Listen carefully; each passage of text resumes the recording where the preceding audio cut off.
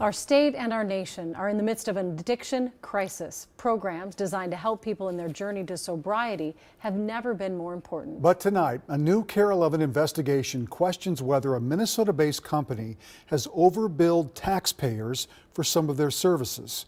Here's investigative reporter AJ Legault with Recovery, Inc.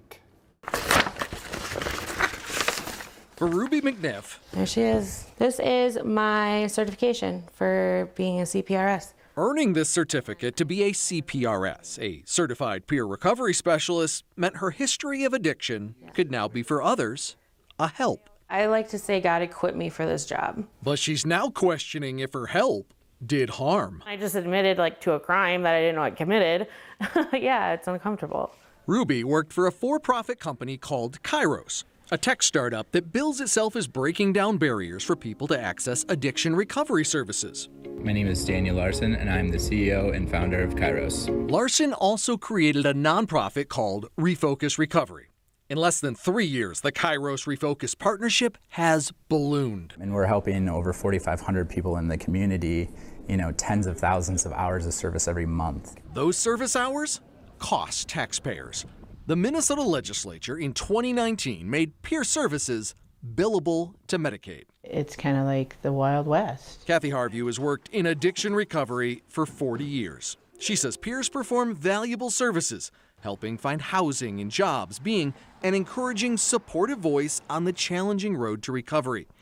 However, Harvey says the legislature created a mess with very vague instructions around just what services peers can bill Medicaid for. It's becoming a free-for-all because they're not clearly defined. There are a few defined ground rules, but even they have loopholes. Example, the for-profit Kairos cannot bill Medicaid directly, but the nonprofit Refocus Recovery can. So Larson's nonprofit hires his for-profit to do the work, a relationship they've publicly acknowledged. It's legal, but not exactly what lawmakers intended, explains Representative Heather Edelson. Was the goal of Minnesota's taxpayer-funded peer recovery support system to make private investors wealthy? Absolutely not. This internal record KARE 11 obtained shows Kairos told investors out of the $60 Medicaid pays per client per hour, they pay peer providers like Ruby $25 and keep the remaining $35. Under that plan, Kairos projected by the end of next year, nearly $30 million in gross profit. Our analysis of state data shows since 2022, Refocus billed Medicaid more than all other providers in the state combined, $14+ million. But our investigation raises questions about just how they've accomplished their remarkable growth. That they should be. We found people like Aubrey Kirstensen. What you found raises some really serious questions. Yeah, absolutely. Aubrey says she received valuable assistance from Kairos peers, but not nearly the amount she discovered billed to Medicaid in her name. Bill after bill after bill for hundreds and hundreds into thousands of dollars by Refocus Recovery. In public Facebook posts, Aubrey accused Refocus of excessive billing. In the last 2 months, how many hours of peer services would you think you were actually provided? Maybe 10. 10 hours in 2 months. Tops. Aubrey's records show in those 2 months, Kairos peers billed through Refocus for 47 hours. Kairos declined to comment on the overbilling allegations. Beyond writing, they monitor billing practices closely to ensure they meet statutory requirements, and any deviation found is addressed promptly and appropriately. KARE's investigation found there were incentives to drive up billing. Records show Kairos held contests and gave bonuses for increased billing, and one of the winners was Aubrey's peer provider. It's egregious. Kairos says of their incentives, more hours billed mean more people getting life-saving services. There is one hard and fast rule plainly in the law.